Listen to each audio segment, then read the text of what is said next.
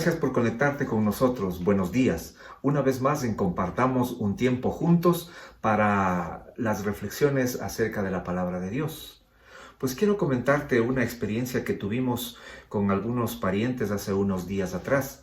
Nosotros fuimos de paseo al noroccidente de Quito y claro, es un clima un poco más cálido que acá, es muy agradable. Pero de pronto, de regreso a la noche, llovía y había muchísima neblina y no había ninguna referencia. Estábamos prácticamente a oscuras. Por más que se prendía una luz, pues las luces intensas, las luces medias del auto, pues no se veía mucho. La neblina era muy espesa. Obviamente tuvimos que bajar la velocidad al mínimo necesario. Íbamos muy despacio, prácticamente a tientas, hasta cuando de pronto asomó un auto delante de nosotros con una luz. Aunque sea pequeña, las luces de atrás del vehículo pues nos servían de guía y nosotros tuvimos más seguridad en el viaje de regreso a casa. Pues así nos pasa en la vida espiritual también, porque cuando estamos sin Cristo, estamos sin Dios, pues nuestra vida se vuelve oscura. No podemos andar con claridad, no sabemos en dónde ponemos nuestros pies, no sabemos hacia dónde nos dirigimos. Porque si tú lees el Evangelio de Juan, en el capítulo 8, en el versículo 12, dice lo siguiente. Toma atención por favor a la lectura que voy a hacer, literal. Jesús habló una vez más al pueblo y dijo: Yo soy la luz del mundo. Si ustedes me siguen, no tendrán que andar en la oscuridad, porque tendrán la luz que lleva a la vida. Igual que aquella luz que guió mi camino en el regreso a casa, así podemos nosotros seguir día a día, quitando la oscuridad de nuestra vida y tener la luz de Cristo para llevarnos a sitios que nos convienen. Como dice, nos lleva a la vida y no nos lleva a la muerte. Porque nuestras propias decisiones andando en oscuridad es como andar a tientas. No sabemos en dónde vamos a poner los pies en cada paso que damos. Pero pregunto, ¿por qué dijo el Señor Jesucristo esto? Porque al seguir la luz de Cristo, al seguir el camino de Cristo, nosotros tenemos claridad sobre todas las circunstancias de nuestra vida, sobre todo del pecado. Mira tú, el Señor Jesucristo dijo eso porque inmediatamente anterior del pasaje que acabé de leer está la historia de aquella mujer que fue sorprendida en adulterio. Tú debes recordar aquella historia que comienza en el versículo 1 del capítulo 8 del Evangelio de Juan. Jesús regresó del Monte de los Olivos, pero muy temprano a la mañana siguiente estaba de vuelta en el templo. Pronto se juntó una multitud y él se sentó a enseñarles.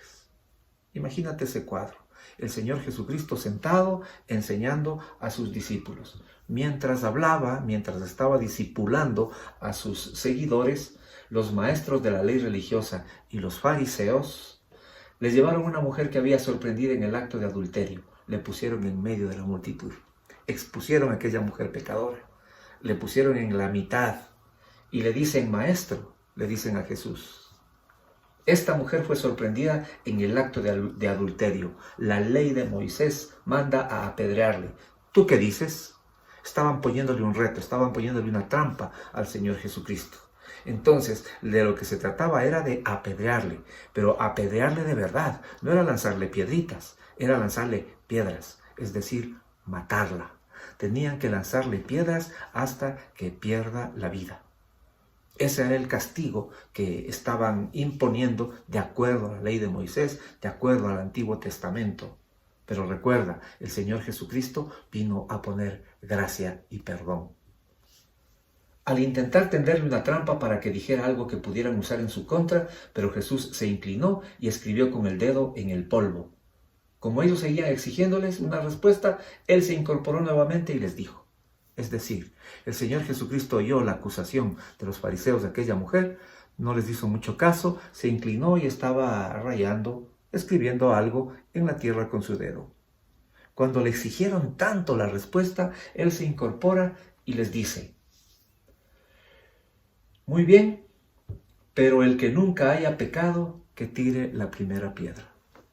Seguramente se trataba de una mujer pecadora o muy pecadora, quizás era una prostituta que le encontraron en medio del acto que estaban acusándole.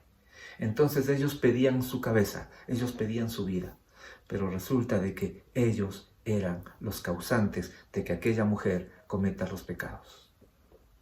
Quizás tú y yo también hemos sido los causantes de muchos pecados, quizás no en la misma área, pero sí en otras, para mentir, para robar, para levantar falso testimonio, o qué sé yo, por cualquier circunstancia. O quizás nosotros mismos hemos sido partícipes para empujar a la gente a que peque. De eso se trata este pasaje bíblico. Al oír esto, los acusadores se fueron retirando uno tras otro, comenzando por los de más edad, hasta los que quedaron solo Jesús y la mujer en medio de la multitud. Todos se fueron. Ya no había quien le acuse, porque ellos sintieron el cargo de conciencia y el pecado dentro de ellos, de estar acusando, de estar viendo la paja en el ojo ajeno y no la viga en su propio ojo. Entonces Jesús se incorporó de nuevo y le dijo a la mujer: ¿dónde están los que te acusaban? ¿Quién te acusa ahora? Ni uno de ellos, le contestó aquella mujer. Ya no hay ninguno, ni uno, Señor, dijo ella. Yo tampoco, dijo Jesús, yo no te acuso. Vete y no peques más. Mira que esto es lo que el Señor Jesucristo nos da. Con esto el Señor Jesucristo nos dio una gran lección. No estamos para acusar ni para ver los pecados del resto de personas. No estamos para estar viendo las fallas de las personas que nos rodean. No, estamos para ver nuestras propias faltas. Estamos para analizar nosotros mismos, nuestra vida. No tenemos por qué fijarnos en los pecados de los demás. Quizás bajo cierta circunstancia, para dar consejo, para ayudar, para evitar que caigan en pecado, por supuesto que sí, pero no en el papel de acusador, porque el papel de acusador le corresponde a nuestro enemigo común, a Satanás. Él es el que nos acusa, Él es el que nos restrega el pecado en el rostro, Él es el que está insistiendo cada vez en nuestra cabeza, en nuestros oídos, de que no servimos para mucho, de que estamos sucios por el pecado. Y quizás sí, estamos pecando, estamos siendo pecadores, pero el Señor Jesucristo vino a traer perdón, el perdón por todas nuestras faltas. Por eso retorno al versículo 12 con el que comencé esta charla, diciendo, recordándoles lo que dijo el Señor Jesucristo. Yo soy la luz del mundo. Si ustedes me siguen, no tendrán que andar en la oscuridad, porque tendrán la luz que lleva a la vida. Si quieres evitar el pecado, pues sigue la luz de Jesús. Sigue el camino de Jesús, porque ese es el que te lleva a la vida. No te fijes en los pecados de los demás.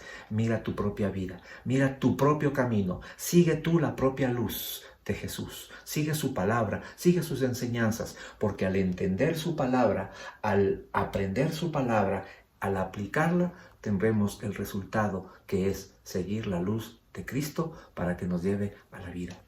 Por eso ahora, bendigo una vez más tu vida, bendigo tu hogar, bendigo tu trabajo, bendigo las circunstancias en las que estás viviendo.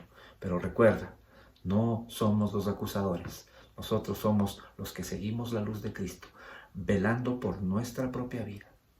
Que Dios te bendiga y que tengas un lindo día.